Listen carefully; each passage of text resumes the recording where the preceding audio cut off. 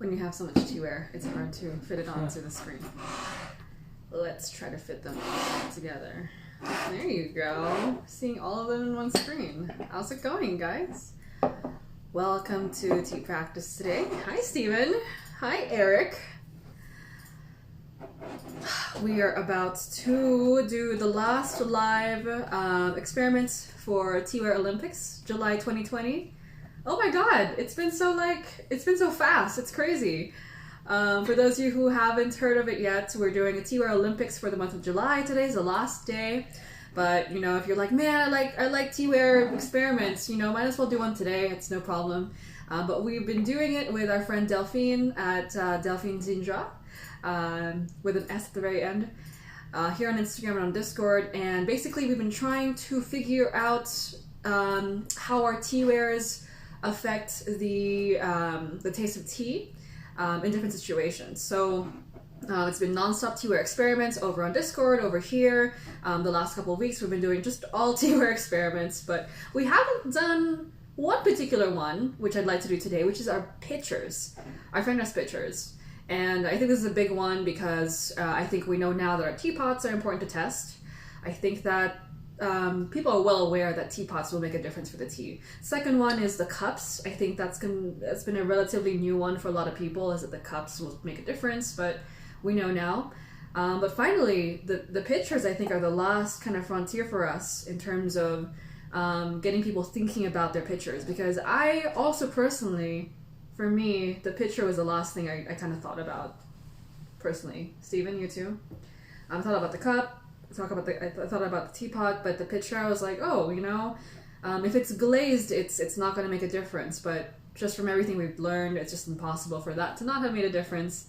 And at first, it's a little bit intimidating. It's like, oh my god, so many variables, so many factors. But the fun thing is, once you just accept it, because it's true. There's a lot of variables. Then you can just have fun with it to see what happens. And again, you don't have to be a master ceramicist, you know, or know about the chemistry of each piece. You'll just need your palate, just taste. And while I can't explain exactly why these pieces taste different, I can tell you that it's true, and whatever you observe in your tea experiment is true to you. So you'll get to know which pieces match with which teapots. I think Delphine, who is our challenge hostess here now, I saw your post this morning, Delphine, where you're able to pick the pitcher and the teapot and the cup combination that's just correct for the tea. And when you just know what tools to use to make the tea come out really, really well, it's just so rewarding. It's just super rewarding. There's no like, what? Did I brew it wrong? Is it my fault? What is it? You know exactly what you want to come out of the tea, and that's what you'll get once you master this. So that's why I really recommend doing these teaware experiments. I know it's overwhelming at first, accept it, no problem. After a while, it just becomes super fun. So yeah, welcome! It's a lot of talking. It's my favorite thing to do.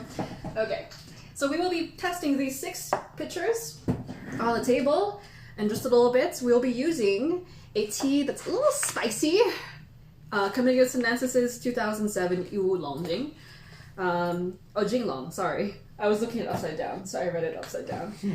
2007 Iwu Jinglong. Iwu Dragon. There's no Iwu Dragon Well, guys. And I'm picking this tea because it's super complex. There's a lot going on. It's a very confusing tea for me because there's just so much. There's a lot of flavor. Camellia sinensis friends, you might know this tea. It's very complex. There's like leathery, there's wet, there's earthy, there's woody, there's fruity, there's floral, there's just, you know, classic tea taste, there's just texture, aftertaste, everything. And these are the kinds of teas that you could go 2 ways. You could either test a tea that you know really well, or you can test a tea that's really unusual that,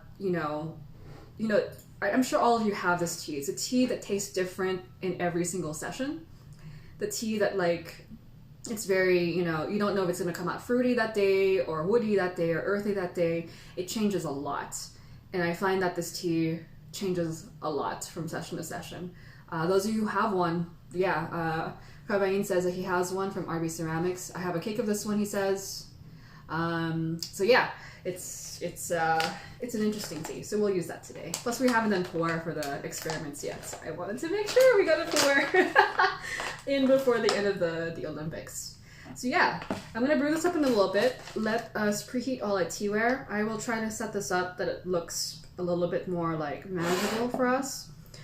We will go, yeah, let's go with the A, B, C, D, E, F. So 6 pictures. Can you guys see them? Okay. And we're testing to see what happens when we pour the tea into each pitcher and then into a cup. So we'll go A, B, C, D, E, F. And these are all identical cups. They're slightly different sizes, but really not that much different. They're, you know, we know these cups really, really well. And then we'll be brewing in a porcelain gaiwan here to the side. Sounds good. Let me say my hellos. Ravain and Delphine, nice to see you guys. Chai Maiko, Arjona Sanchez, Lao Tea House, Stephen P. Wood, Love Peace Dragon, always asking for the intestine burning. Claire, it's nice to see you. Treehouse, I love that name. Mahyam, nice to see you. And Eric. Yeah, we got the gang. I think we're ready to go. Let's just preheat these guys. So when you do your experiments, whether you preheat or not, just do it consistently for each piece. I tend to like to preheat in case there's any dirt or dust that has collected on the pieces. Yeah, just so we know that there's no like leftover residue from the last time we make tea inside any of these. And yeah. So let's preheat all of these guys. 6 pitchers, all different materials. I'll talk about what each one is in a little bit. And then, yeah, let us know what you guys are drinking on this lovely Wednesday. Again, the last day of Teaware Olympics. I saw that, Claire, you're still posting your rounds. No problem. And if anyone else is thinking about posting a round, even if you don't get to 3 today, just post it anyway for the sake of data, for science, you know. Of course, we want you guys to do all 3 rounds, which is what we required for the challenge. 3 rounds of any kind of teaware, you know, experiment, whether it's cups, teacups, teapots, pitchers, whatever, anything, even kettles, right? But yeah, even if you don't make 3, just post it anyway, because what's fun is to be able to trade notes for what seems to do well with certain teas. So we're seeing some trends. So I think so far wood-fired stuff, which we have a couple of here, is doing really, really well. You know, just to be aware of our biases, we really like our wood-fired teaware, so that might be skewing it, but I really do think it's because they taste so good, not because we love them. Because I actually used to hate wood-fired teaware. So that's where you know my bias is not ingrained bias. I used to look at these pieces that my teacher would show me, and I was like, they look kind of burnt up and like, I don't know, like a rock. I don't really like it, but now I really, really love them. Initially because I love the performance of these pieces. So teaware tastes change, you know, but what's cool is that I have never found a piece that's excellent for everything so far, and we've done a lot of these. Like, we have pieces that are pretty good for most things or almost excellent for a lot of things, and then they might be weak in one category. And then we have some pieces that are just awful with most things and good for like 1 or 2 things. But we've never found something that's like a 5 out of 5 for everything, which is great, you know, which is great. That means there's a lot of room for us to experiment, you know. Yeah, so again, we will be testing using the Camellia sinensis Yiwu Jinglong, which I called Yiwu Longjing earlier. Camellia friends, if someone messages you later asking for your Yiwu Dragonwell, Yiwu Longjing, just blame me. Did you hear Camellia has a Yiwu Pu'er Dragonwell Longjing green tea? Semi-wild? It's aged. Ah, man. Yeah. So far today we've had some pu'er. as well. Oh, Tea Blossom is here. Celia, you were drinking the Da Chalin, I think it's Da Chalin, from Hojo Tea this morning. Amazing tea. Just like a symphony. It's so good. Yeah, just amazing. So thank you for that recommendation. It's the bomb. It's just so good. It's almost upsetting how good it is. It's like, where have you been all our life, you know? You know when tea feels like that, you're like, where has it been all my life? You know, like people. It's like, what? Where have you been? And then there are the people in teas you're like, oh God, why did you come into my life? Luckily we don't get many of those these days. I don't really like dealing with teas I don't like, so yeah. All right, so we're all preheated, ready to go. We've got our pitchers, 6 of them, A, B, C, D, E, F, which we'll pour into each cup, A, B, C, D, E, F. So cups are the same material. They're like a very, really solid Korean porcelain. Yeah, we always use these cups, so we know what they're going to taste like. This allows us to kind of isolate the performance of the pitchers themselves. And I promise I will talk to you about this in a little bit. Let me just get these leaves going. Let's fish out the cake. I'm not going to use the cake. I'm going to use the bits. So again, I picked this tea because it's really, really complex and does a lot of things. It's like an acrobat. It's like a shapeshifter kind of tea, where the kind of teaware that you use, the water, the pour, even just however you're doing that day, tends to change this tea quite a bit. There are some teas that no matter what you do to them, they more or less taste the same. Which is not a bad thing. I do like teas that are stable, because I'm not very stable all the time. I want a tea to help balance out my kind of anxious energy. But this is a very interesting kind of like complex tea. Let me get my pour pick to try to snap it out of its little cave. Yeah, anyone else have this 2007 Yu Jinglong with you? I know Rabain says he has a cake. I think Jeremy, who just came in, has a cake as well. Thank you for the recommendation on this also. Yeah, we've been expanding our pour horizons a lot this year, which is good. It's really impossible to do horizon expanding all at once into all categories. So it definitely takes time. And whenever I'm like, oh man, climate change might cause us all to die early, I'm like, but what about the extra 10 years I want to like study Japanese tea? Oh my gosh. So yeah, for the sake of all of us, I hope that we get some extra time to think about tea for a little longer. All right. So we got our guy ready. Let's rinse it. Just really quick. And then we're ready to go. Yeah. All right. Cool. You guys good? Let's talk about these pictures really quick. Yeah, so we got A is a wood-fired pitcher from Chen Yonghong. You guys on the Discord might have heard about this potter quite a lot. He's probably our favorite. He's my teacher's favorite. He drinks her tea.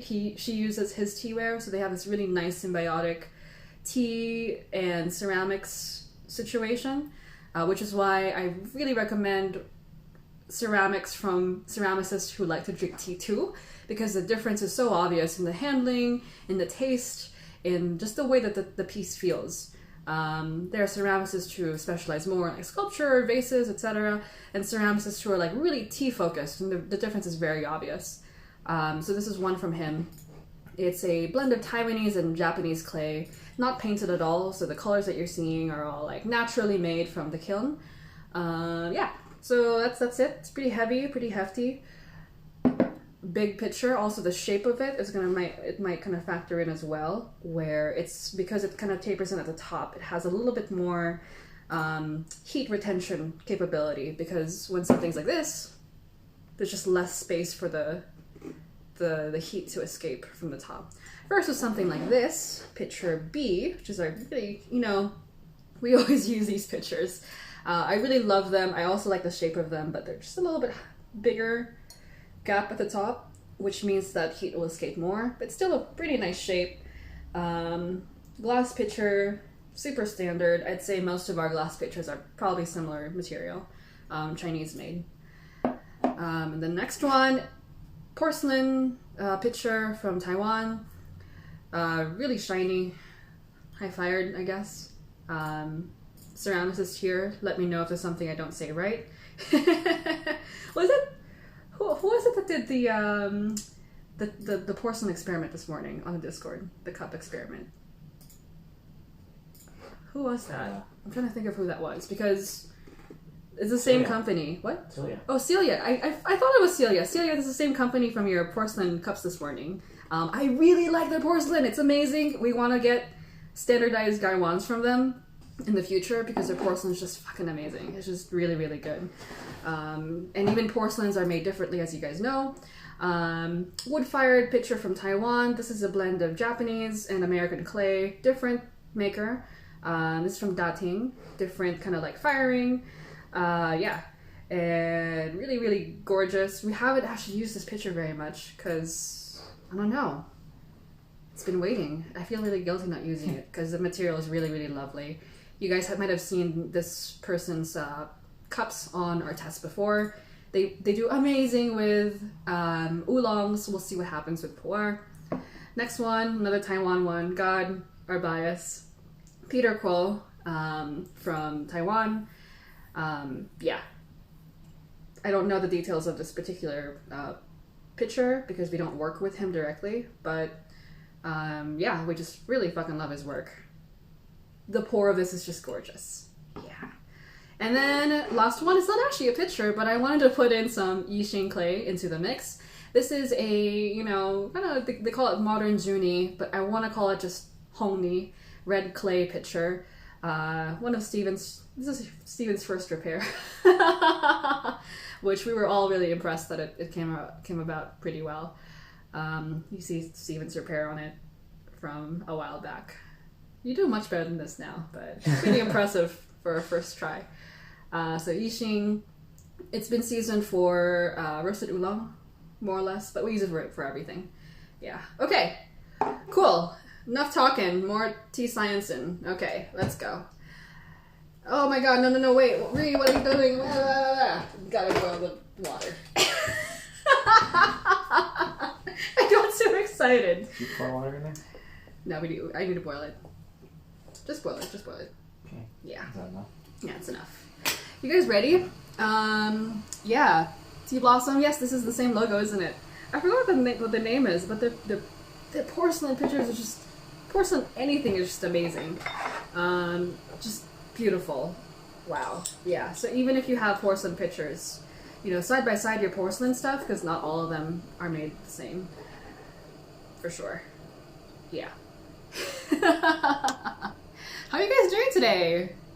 I saw Ravaine's doing some Dejiang Longzhu from CS. Is that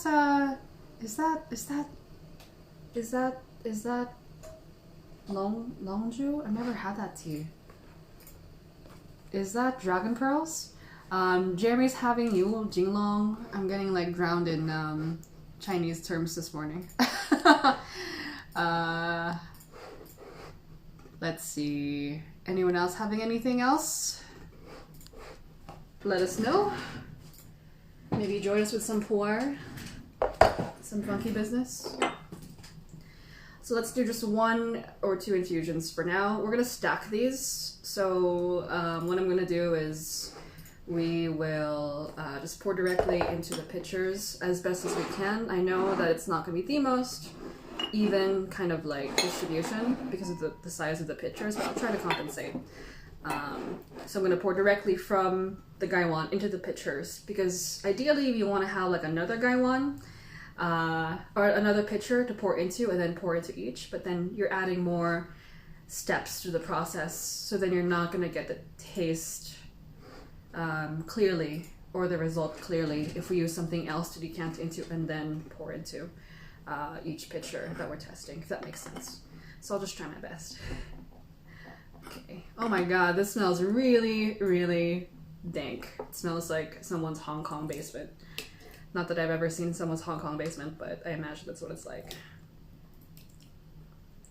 Okay. Put a lot of leaf in there. The leaves are kind of freaking out on the inside. Like, what are you doing?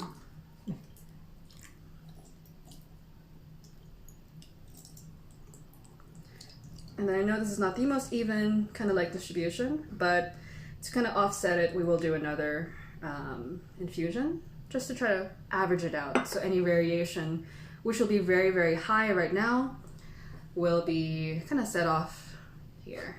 And for those of you who are joining us right now, we're testing pitchers and their effects on tea.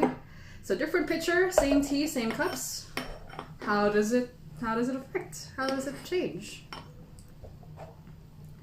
We will see. And Eric's having some Foujon, Delphine's having some Sencha.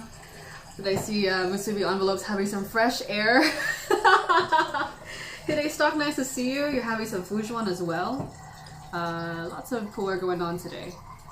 Yeah. Claire says I've had mostly porcelain misses at the moment in terms of her experiments. I'm getting into some higher quality stuff though. Yeah, I agree. It's been a little bit interesting seeing the quality difference in our pieces too. For those of you who are on the Discord, you might have seen me whining about Celadon a lot. And I think it's because our Celadon pieces aren't the highest quality. Whereas like our wood-fired stuff is really, really solid. Our porcelain stuff is really solid as well. Yeah, it's a Celadon that we don't have a lot of like high-end pieces of. At least the ones that I've tested so far. I do have some nice looking, I'm not sure if it is Celadon. I think it looks like Korean Celadon or Japanese Celadon, I'm not sure. But again, like, it's not even a piece I can authenticate because I got it from a garage sale. That's why I haven't tested them, because I don't even know what the materials are. But not only is the material important, but the higher quality you get, usually the quality will skew higher too.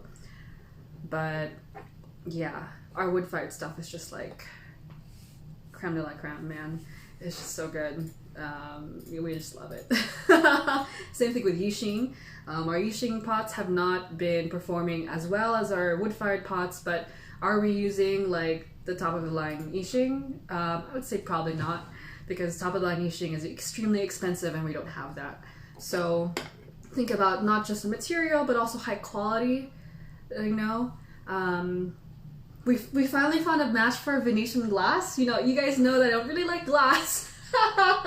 So when I went to Venice last year, I picked up like a handmade, hand-blown, like, you know, just super authentic Murano glass. It's supposed to be like the best performing glass, and they said that Japanese buyers would come there to get glass for their sake and stuff like that. So I was like, okay, if glass is gonna be good, it's probably gonna be this glass, right? And I had never found a match for it even then until this particular Teaware Olympics. So thank you, Delphine, for inspiring Teaware Olympics again, because that's probably the biggest win for me, is finding a match for that friggin' cup. It does pretty well with white tea, which is really nice because it's kind of frosted. And where is it? Let me go show it to you guys. Yeah, where'd it go? I'll go look for it. Yeah, let's focus on these guys. They're waiting for us. I just got too excited. Yeah, Jeremy says, why not bowl brew from the pitchers? Very good question, Jeremy. I did think about bowl brewing in the pitchers. So what Jeremy is talking about is putting tea into the pitchers, directly infusing in them, and then maybe using a spoon to kind of drink out of them, if that makes sense. Because these are big enough that you can brew tea inside, right? So Jeremy's question is, why not bowl brew in the pitchers? And the answer is, there's no reason not to. If you want to test your pitcher materials, you can bowl brew in them as well. That will tell you about the material for sure. The reason why we decided to do it this way is because I wanted to test out like a field performance kind of result. Meaning I wanted to see what these pictures would do when we actually use them for a session like this. When we actually brew in a gaiwan, use the pitcher, pour them into cups that we know, so that we know how that pitcher fits in with the process. So, so in a way, we're also testing which pitcher matches well with a porcelain gaiwan, with porcelain cups, if that makes sense. I know it's a lot, but I know you guys can handle. Julia Penna, welcome. Fish Anywhere, Joe, nice to see you. Shiloh's here too. Savvy Kimberly, hope you're being savvy today. I like the word savvy, so suit me. Okay, let's get savvy right now. Let's pour, so pitcher A, wood-fired from Taiwan, Chen Yong Hong. Let's just pour the whole thing in. No, let's just leave it root. Yeah, changed my mind a lot. Pitcher 2, glass from China. Differences in color. Picture 3, porcelain from Taiwan. Probably my favorite, pretty standard porcelain. That's not like super fancy. This is a pretty cheap picture, but man, that factory's porcelain's amazing. Number 4, wood-fired picture from Dating in Taiwan. So wood-fired as well, but from a different maker. Wow, his clays are really aromatic, so I like to smell. I like to smell his pieces. Number 5, another wood-fired picture from Taiwan, Peter Kuo. If you're wondering why the hell are there so many wood-fired pictures, it's because me and Steven are testing for our personal tea practice. If you have a lot of porcelain, test the fuck ton of porcelain. If you have a lot of Yixing, test them. If you have a lot of glass, test all of it, you know? Because the results are interesting, but what's most important is how it factors into your tea practice. So if you don't usually use, wood-fire stuff, don't go out of your way to test it unless you're ready to invest in it. Yeah, there's no point. It's fun, but I don't know. Use what you have, right? I'm sure you all have enough to test. So yeah. Okay, you guys ready? Differences in color. So this guy is the lightest. Might be because we haven't used him very much, Steven. It's showing in the color. Darkest one is the seasoned Hongni Yixing clay pot, which is what you'd expect. And then also the first wood-fired picture A. If you guys can see all of these. Yeah. Alright, let's get started. So imagine this situation. I would do this if I'm trying to prepare myself to pour into a pitcher for a group, right? So let's say I'm going to pour this tea for a group. This is going to help me test which pitcher to bring with me that brings out the tea the most.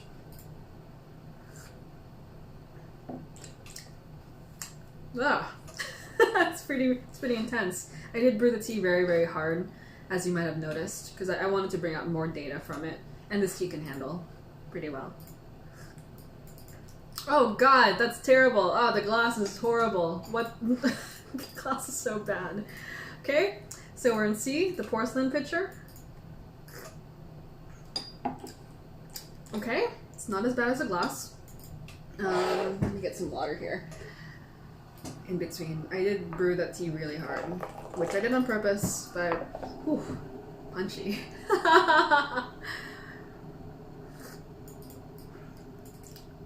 Ooh, the fourth one, the funky looking guy.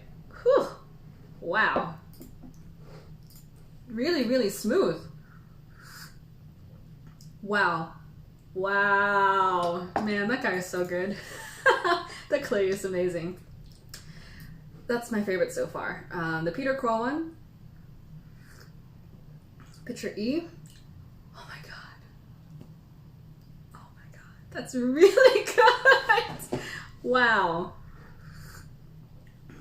Oh my goodness gracious. That's like a 6 out of 5. That's ridiculous. Holy crap. Wow. Wow. That's stupid. Wow. Okay. Man, That's why Peter Ko is so famous, because like his pieces don't just look amazing, but the performance is just holy crap. Wow. Okay. Wow. All right.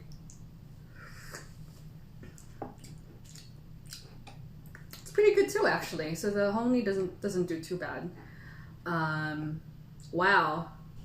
Yeah. Whenever I do this, I know I've done this so much, but it still really shocks me. It just shocks me when something is that good. That's insane. Steven, come taste. So I'll have Steven try these again in a row. If you can, get someone else to do these teaware tests with you. You know, drag your not so tea loving roommates and significant others to try anyway. And if they're like, oh, I don't really taste the difference, see which one they just like, because that's a really good way to go about it too. While I really like that Steven can help me test because he's aware of how, the tea should change, it's also useful to test this out with people who might not be drinking tea or brewing tea regularly, because if you can find a picture that makes them go, oh wow, actually this tea is really good, that's your toolkit. You need to use the perfect match of cup, teapot, pitcher to get someone who's not really into tea, or they don't look for the differences, to just go wow. Because if all of us, right, it's like Shiloh, Jeremy, Eric, Claire, just the people who've just put a message up, imagine all of us in a room, we'd probably be able to pick out the subtleties and nuances of whatever these things are. But if you just take someone off the street and you give them this tea and they're like, what the hell is this? I'm just like, you just drink it, dude. And they're like, oh my god, that's really good. That's almost more of a win than if you can convince someone who's a tea person to like something, because they're going to be a little bit more like attuned to it. There's some power being able to convince someone that way, just with the excellence of the tea. Steven, thoughts? Peter Ko. My man. Yeah. That guy is so good. That's insane. Wow. Holy crap. That's stupid. Yeah. That's show-stoppingly good. What the hell? And the Datang is really good. Yeah, these two. So these two so far were really good. Note that this is wood-fired as well. So three different creators, but they're slightly different approaches. I would say this one's the most high-fired one. It's the most smooth. Chen Yong Kong he's really dramatic. So like the style is really dramatic. So he tries to get these certain patterns to come out. He just loves running the kiln. I do believe these two here are just a little bit less. They're a little bit lower fired, I would say, right, Steven? They're just a little bit more porous. I wish that I could hand this over to you guys who are ceramicists to confirm to us, but it just appears to me that way, that these both are a little bit lower temperature, right? That are just less porous clay blends. Both things probably. Yeah, wow, holy crap. Peter Ko, man. Dude. So the two pitchers that you guys are rooting for actually are doing really, really well. So I wonder if there's a bias there. Too much energy being sent out to these pitchers. So I'm just gonna go ahead and top these off. So I just wanna do a fresh brew. Wow. Okay. Next up. Well, let's just finish these first. So question, what pitchers do you guys use right now? Another question was Jeremy put up, why does Gloss keep breaking our heart? Jeremy, you said that aged Shang and Gloss pitchers don't do well. It's just terrible. It's just not good. Let's go through these again. The wood-fired pitcher from Chen Yong Kong. We have 3 Taiwan wood-fired pitchers. We should just name these so that we can talk about them a little bit easier in the future. Me and Steven are not naming people though, but I know some of you are, so if you can think about some names, maybe we'll name them. Yeah. The artist has a name.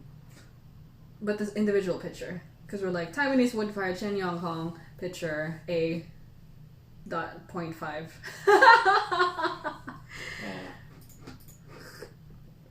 No names. Why? That's the glass pitcher again. It's just terrible. Why is it so bad? It's like not finishable.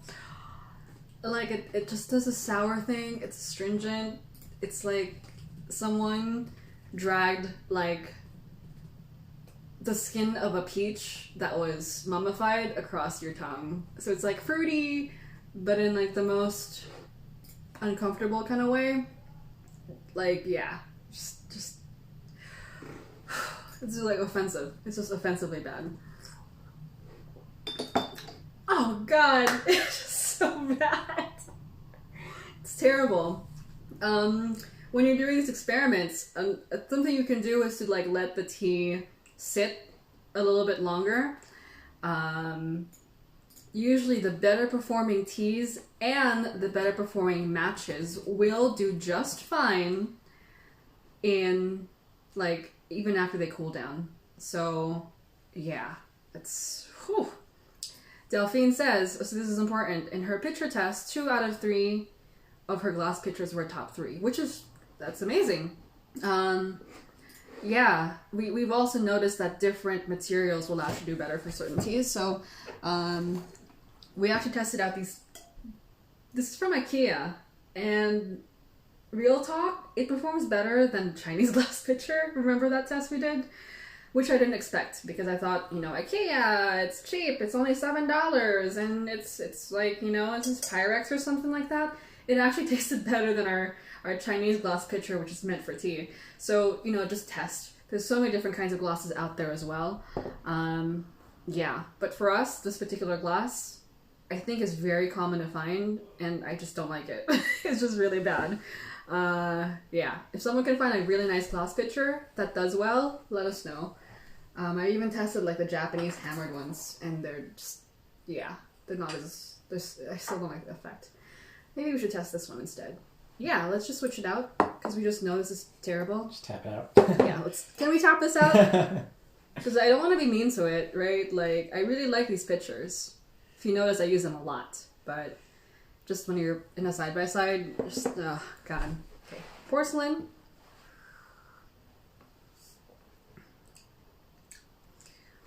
It's a little tart, a little bit, aggressive, but it's really not as bad as a glass. It's got some nice sweetness.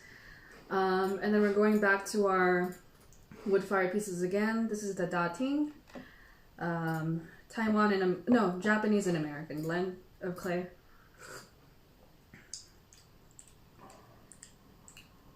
So good. Just very, like, light and fluffy and kind of zesty and, like, it's delicious. It's like almost lemony, like yuzu, kind of like sweet, lemony, citrusy thing it's doing to this tea. Which, by the way, thanks Camellia sinensis for having such a tea that it tastes completely different in every single pitcher. So that's the benefit of using a pitcher that is a little bit more, or using a tea that's a little bit more different in each steep, in each brewing session.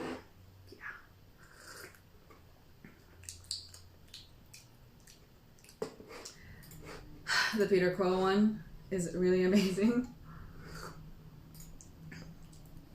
It's just full, and all the notes come out, and it's woody and balanced and sweet and long, a little bit bittersweet, but in a good way. It feels good. It's just everything. Really good. And the last one before we do another round. Okay. The Hongni pitcher seemed to kind of like waver a little bit once the tea got cold. It's a little bitter, it's a little bit drying, but it's got a nice warmth to it. Still pretty good. Just a little bit too tart for me. Okay, let's get the show on the road. Let's do steep, or like round number 2. We will tap out the glass pitcher that we've been using and use just another one. We'll just see if it changes at all. Using a different producer, because it's not from the same factory that I know of. Yeah, they don't look they're from the same factory. So we'll try it out. Okay. Whew. Good tea. This tea is agreeing with me really well today. Yeah. Shiloh, I've been using glass for years, he says, but I have a wood-fired pitcher now and a mutton fat porcelain and root.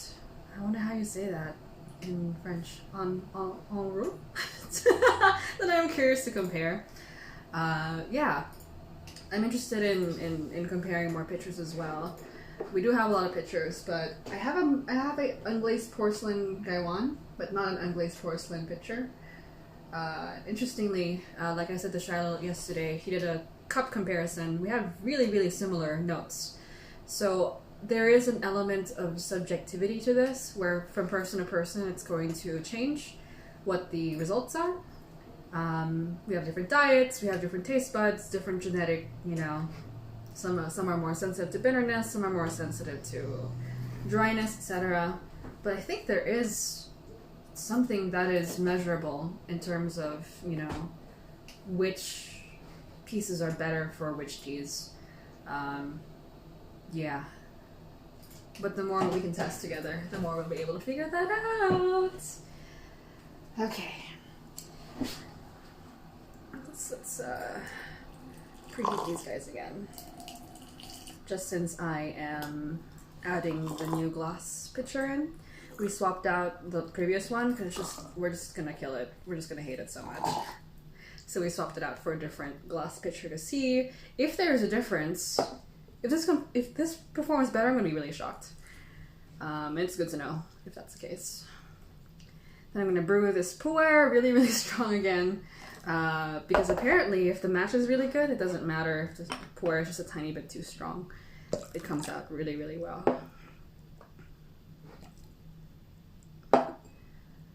These days, Steven and I don't really use pitchers very much. We used to use them a lot more when we were hosting workshops at Tea and Whisk and hosting more like in-person events. But these days, we don't really use our pitchers very much. Actually, I kind of miss having like a big group to pour tea for. Someday we'll all meet, and that's gonna be really cool. So that I don't have to talk for an hour just by myself and have other voices. Believe it or not, I can't stand the sound of my voice. I never watch these again because I'm like, man, it's like I'm talking to myself. So that's gonna be a lot of fun. But thanks again for joining us as we are doing, trying to share it to you as best as we can during these times. It's been really, really nice. I really enjoyed being able to do this. So thank you. Yeah, I really mean it. It's been really fun. Okay. And as I'm meaning this and having lots of fun, I am really heavily oversteeping this pu'er. It can take it. We can take it. Right, Steven?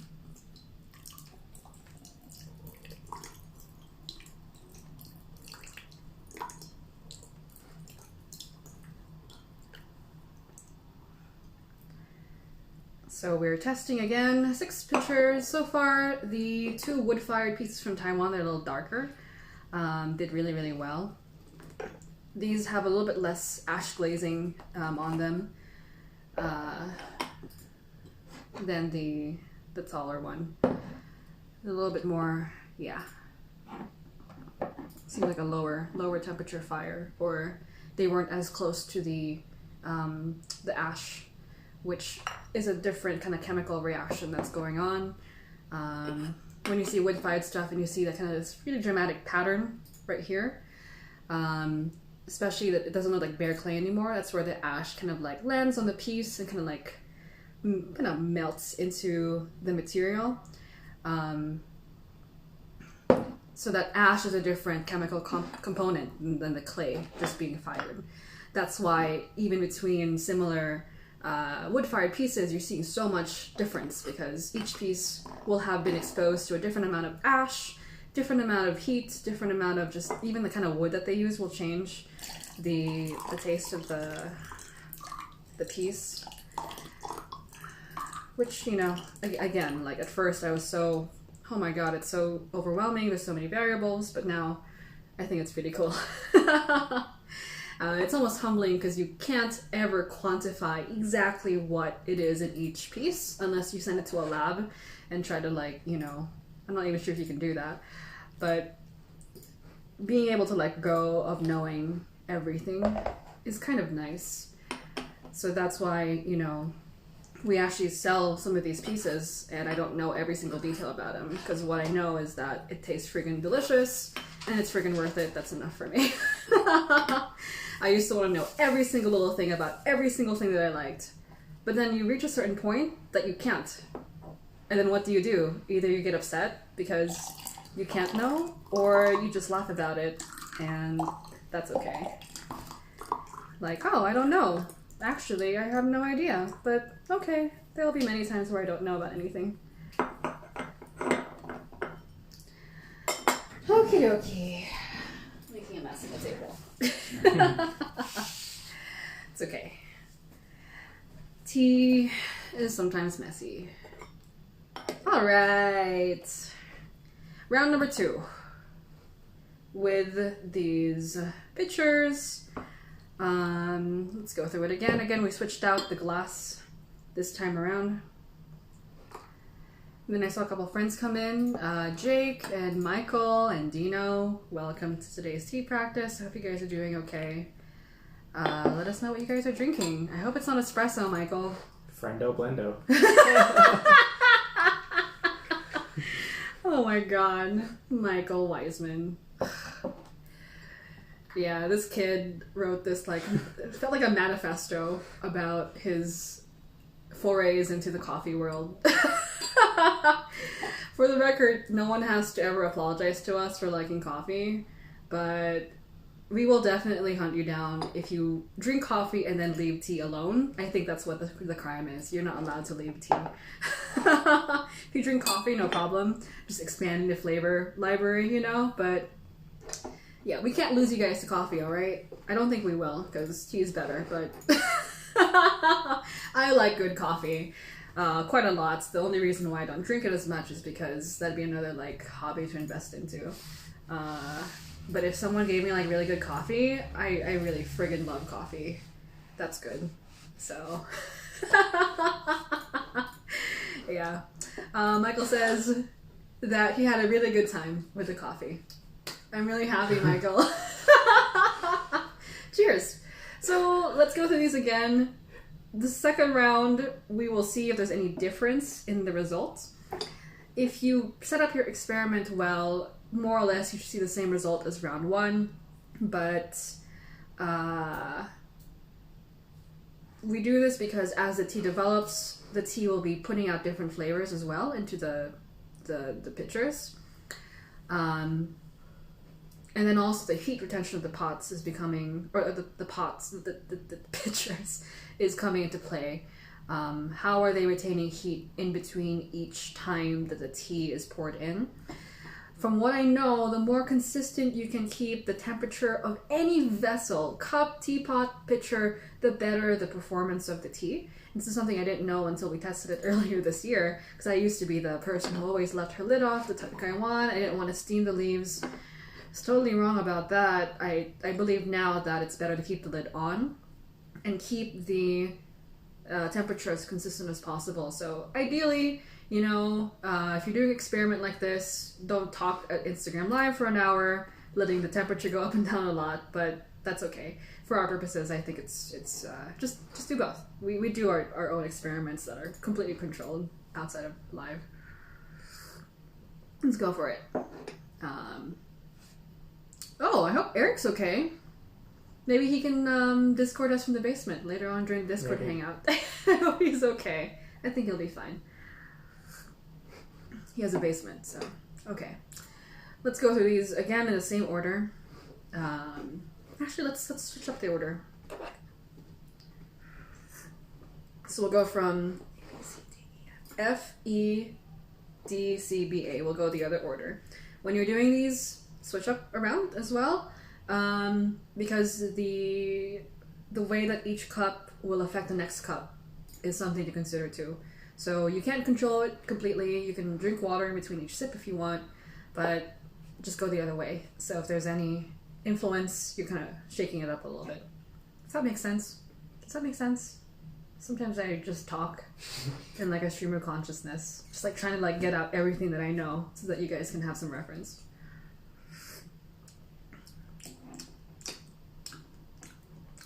pretty good, yeah. So, Hongyi Yixing pot that we're using as a pitcher right now, because I think some people do have clay pitchers.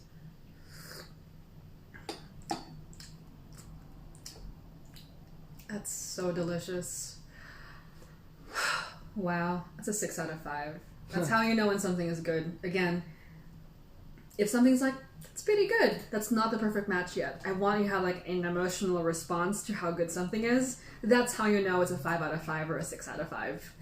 If it's just a 4 out of 5, you're like, it's pretty good.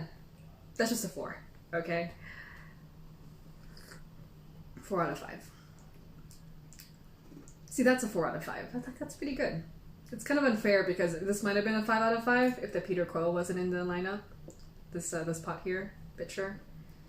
It's really good, but it's not Peter Quill pitcher levels of good.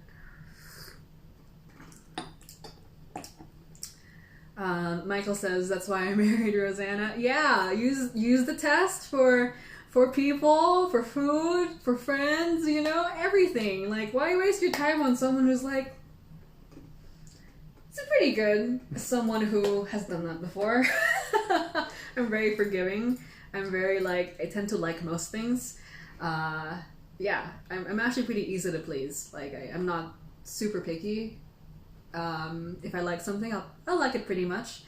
But yeah, when I had Steven, I'm like, yeah, that's a 6 out of 5. Hey, you're a 6 out of 5. Want to go out with me? So, and he did. So. Also in tea is the highest concentration of 6 out of 5s I've ever seen in any community at all whatsoever. So that's why I stay. I wake up, I'm like, holy crap, why are there so many 6 out of 5 people in the tea industry? What is that? We do have our 1s out of 5s and 0s out of 5s too, but few and far between. At least in my orbit, I just run away as fast as possible from anything that's like not. I'm just very conflict averse, so I don't like being around people I want to yell at, because then I don't want to yell at them. Yeah, porcelain one's actually doing really well this round. Very clear. I'm surprised. Glass one. Do you think it's gonna go well? This new one. What do you think? I don't know. Put a bet in. I bet it's gonna Slightly better. I bet it's gonna be better. Let's see. Yeah. Wow. It's actually much better than this other one. So we swapped out this glass pitcher for this one for round 2 because this one's just horrible. And it tastes different, and also the texture is different. It's not as offensive. The first glass one is really, really, really bad. But this one, it's pretty good. The only problem, I still have a problem with it, it's very dry. It's like someone scraping a towel down my tongue again. But it's not as tart. Steven can confirm that in a little bit. It's not as bad. But the drying sensation is very, very obvious. It's almost chalky. Chalky is not the best word for any tea.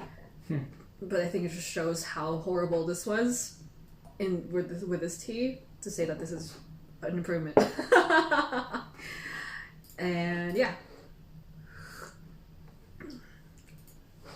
Ooh! Wood-fired pitcher, the first one actually did better in this round. Some different results. Most of the pitchers did better here, maybe because the tea is getting a little bit softer. And also I think because the pitchers have been warmed up quite a lot, I think that does factor into the result. You really need to pre-warm your stuff, because if you pour hot tea into a cold pitcher, it tends to just drop the temperature and seems to make, I don't know, it just seems like it makes the tea more dry and thin when that happens. These are all like really full and nice.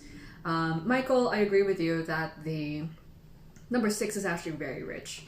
Michael saw that the color of this was a little bit darker. That's because this pot, which we're using as a pitcher today, is actually seasoned for roasted oolong. It makes the tea look a little bit darker. Some of that warmth and roastiness is coming through in the tea, but you have to think, is it because the pot itself tends to make things more roasty and rich, or is it the seasoning? I think it's both. A little bit of both. that's why we picked it for roasted oolong. Yeah, quite warm and lots of presence. Yeah.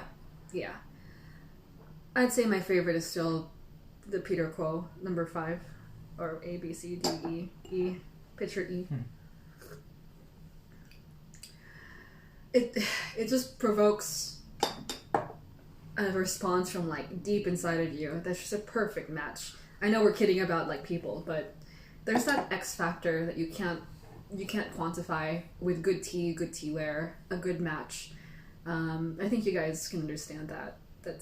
You could like two things about as equally on a logical level, but when something makes you feel that like, wow, it like moves you from inside. That's something I can't explain, but you just know it when you see it, kind of thing. Right, Steven? Do you get that same response from the Peter Quo match? I know this is ridiculous. We're talking about like, marriage is more important than pitchers and cup matches, of course, but it costs me nothing to use the same techniques to pick my soulmate and my pitcher, so that I like my pitcher as much as I like my soulmate, right? In terms of matches. Steven's like, what? Where is this going? Whatever you say. Yeah, really good. Really, really good. Yeah. And that's what's cool, is that you don't have to be a professional taster, chemist, ceramicist to know that this is a good match, because you just know. So I can't tell you if it's wrong or not. No one else can. You just know. Yeah. Super good. Amazing. Why is that? God, if I know. Let's think about why. Again, all of these have different ceramic, chemical compositions. They're made by different people, different clay blends. This particular picture doesn't even maintain heat very well, I would say, right, Stephen? Would you say that? I don't think this actually has the most heat for it, because it's quite small, it's pretty open, the heat will just escape. So it's not, I guess because it's so narrow, the liquor will stack a little bit more, which means that there's less surface area inside for the heat to evaporate, but it's just not significantly more or less than the others, I would say. Maybe a little bit, So now, before we wrap up, how much time we have left? We have 2 minutes left. Last thing that I haven't talked a lot about. Delphine talks about this more, but I really do think that it's important to remember when you have ties, like when something is really, really close, now you think about your comfort and your kind of aesthetic experience, right? What makes you happy to use each piece? Celia talked about this morning on her experiments. Not only the taste, the flavor, etc., but what gives you the most joy when you use it, because that's going to bring something out in your tea session. In the Peter Quo picture, I remember being in Taiwan with I think was Gina there with us, or Christine? Gina, Christine, and Eric, I think we're all there. But we went back to the shop to test these pictures out, because Steven was like, I can't stop thinking about that picture. We need it. I'm like, okay, I guess, all right. I don't really understand why you like it, but let's go back. And I actually didn't like this piece until they lined up pictures for us, they're all unique pieces. They're not mold made. And we poured out of them. And when you pour out of this, it's just like, the way that it pours out is just makes you feel so like, wow, that's perfect for me. And you jump up like, wow, oh my God, let's take it home, right? And so not only does this picture work the best for this tea objectively, plus a little like feeling result, the way that it handles is just perfect. It just fits my hand. I like the way it looks. I feel very confident when I use it. It's beautiful. It feels good. So that's just a winner. So comfort, taste, aroma, everything. Absolutely good. So yeah, use this stuff for your own experiments. Let me know what you guys think. Teaware Olympics ends today. Share experiments last minute, no problem. It's all data for us to be able to trade notes together. Yeah, thanks for joining us. See you on the Discord for the hangout on Wednesday. This today. Words. Goodbye.